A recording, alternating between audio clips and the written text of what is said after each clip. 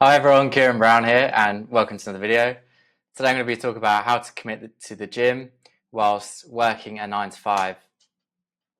Now, as a teenager, my first job was actually at a leisure centre. I was like a lifeguard, and they had a gym there, this exact gym in the picture.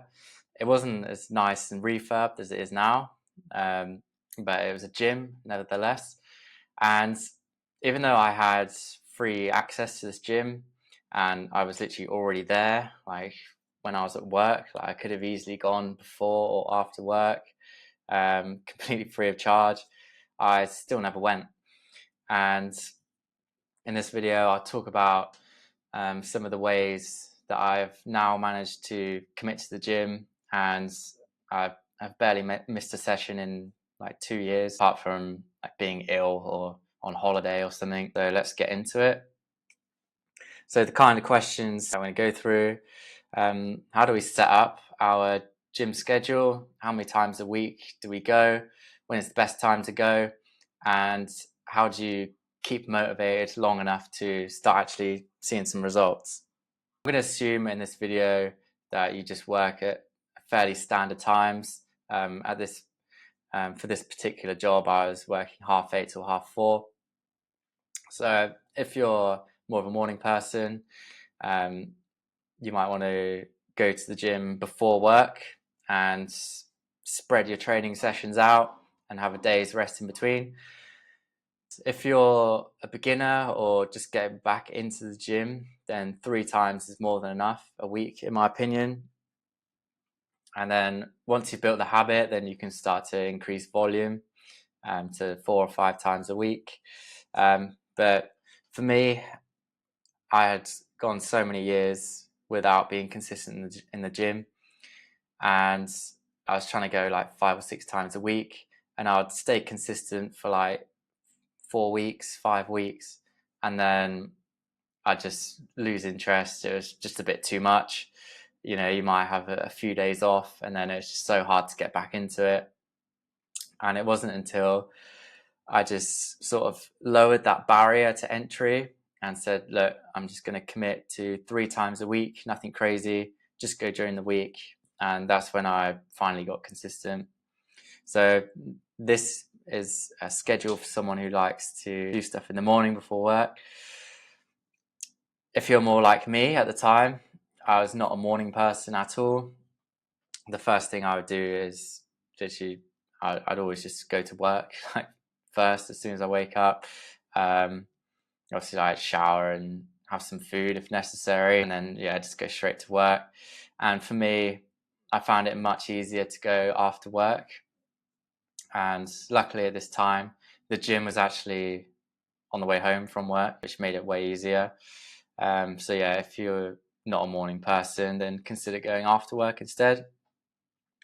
If your weeks are just pretty hectic, and you know you might have a family, for example, and you got to do like school runs or something, and you want to still get these 3 sessions a week in, then you can just do like one Monday to Friday, and then just do 2 sessions on the weekends when you have a bit more time. But you know, the aim of this is just to make it as easy as possible for you and fits around your schedule. One thing that's huge for me was to never go straight home after work. Always go to the gym like on the way home. This would obviously be easier in the morning. This is obviously not applicable if you train in the morning, but you always want to obviously go to the gym first and then go to work. But if you're training after work, never go straight home, because once you get home and you sit down, you're screwed. I'm sure you've been through this before. I know I certainly had.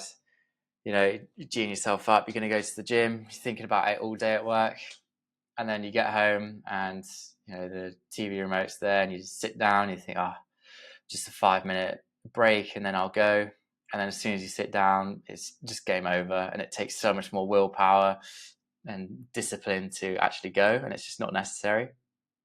Just go straight from work, minimize any excuses, think about what excuses you might have.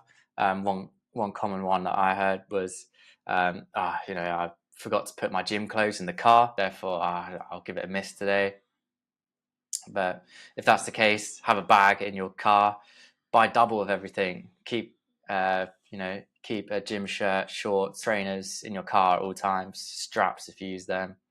And yeah, just think about any other excuses that you might have that you might have used before, and yeah, just try and eliminate them. Now we'll talk about more about how to keep motivated. So in the past, you might have started training, it was going well for a few weeks, and then you hit a couple bumps in the road and you just lose motivation. Well, one thing which helped me hugely was to track lifts and body composition. I track lifts using the Strong app. I can't recommend it enough. It's like $30 for a year, and it tracks like your progressive overload. It's great. Body composition using smart scales. Measure myself every day and turn it into a little bit of a game. Just try and beat your last score like every time. And good days turn into good weeks, turn into good months. So in summary, choose the number of times you want to train per week. If you're a beginner or just getting back into it, I'd start with 3 times a week and build up from there. If you've been training for a while, then you can just stick to your normal schedule, which might be like 4 or 5, even 6 times a week. Choose what time you want to go and stick to it, whether you want to go before work, after work, or on the weekends. Always have gym stuff in the car so that you don't have that excuse like not to go. Never go straight home from work after training day. If you're training after work, it would just make things 10 times harder. And for motivation, track your body composition on your lifts and just turn it into a game. And if you want some help one-on-one, I do coaching, click the first link in the description, book a call and we can have a chat. So yeah, that's everything for today. Thanks so much for watching, and I will see you tomorrow.